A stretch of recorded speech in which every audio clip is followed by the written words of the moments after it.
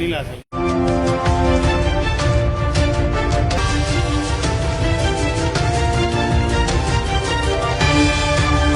সিলেটের ক্ষেত্রে বলি, আমাদের সিলেটে আমরা অত্যন্ত সজাগ আছি।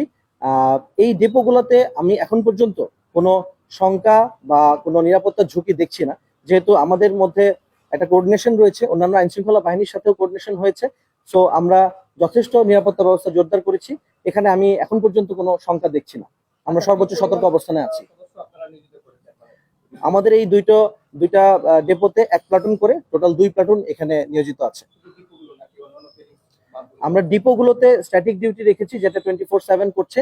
এছাড়া আমি যেটা বললাম, সীমান্তবর্তী এলাকাগুলোতে আমাদের সীমান্তবর্তী তেলের যে পাম্পগুলো আছে জ্বালানি তেলের জন্য, এবং অন্যান্য জায়গাতেও শহরেও আমরা কিন্তু র্যান্ডমলি চেক করছি। র্যান্ডমলি গিয়ে আমরা তেলের পাম্পগুলোতে যে ওখানে তাদের কোনো প্রবলেম আছে কিনা, সমস্যা আছে কিনা, বা অননুমোদিত ভাবে বা অবৈধভাবে কেউ ওখান থেকে তেল নিয়ে যাচ্ছে কিনা, যানবাহন ব্যতীত কোনো জারিকেনে করে বা অন্য কোনো উপায়ে সেটা স্টক করছে কিনা, সেই বিষয়গুলো আমরা র্যান্ডমলি চেক করছি।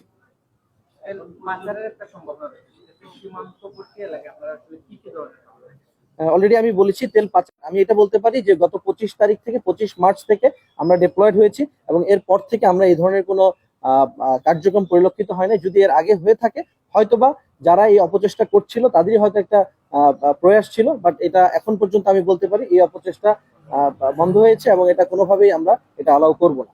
যদি হয়েও থাকে, বাট এটা হয়তো ইনিশিয়ালি শুরুর দিকে হয়ে থাকতে পারে, যার প্রেক্ষিতে কিন্তু আমাদের এই বিজিবি মোতায়েন এবং আমরা সতর্ক অবস্থানে রয়েছি। গ্রাহকরা নিয়েছেন ওটার সাথে মিল রেখে আমরা ওইভাবে সরবরাহ করছি। এখন হয়তো বলতে পারেন যে চাহিদা মতো পাচ্ছে না। চাহিদাটা মূলত গত বছর যেমন ছিল এখনই তেমনই থাকার কথা, কিন্তু প্যানিক সৃষ্টির কারণে অতিরিক্ত চাহিদা সৃষ্টি হচ্ছে, যেটাকে নিয়ন্ত্রণ করার জন্যই সরকার আমাদেরকে অ্যালটমেন্টের ব্যবস্থা করে দিয়েছেন। আমরা সরকারি নির্দেশনা মেনে ওনাদেরকে গত বছরের এই মাসটাতে যেমন ছিল ওইভাবে সরবরাহ করার চেষ্টা করতেছি।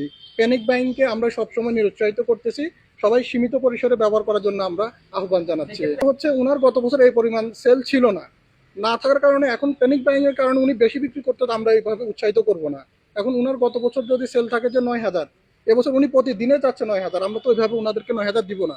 এটা তো প্যানিক বাইং, এটা তো স্বাভাবিক না। অস্বাভাবিক জিনিসটাকে তো আমরা উৎসাহিত করবো না।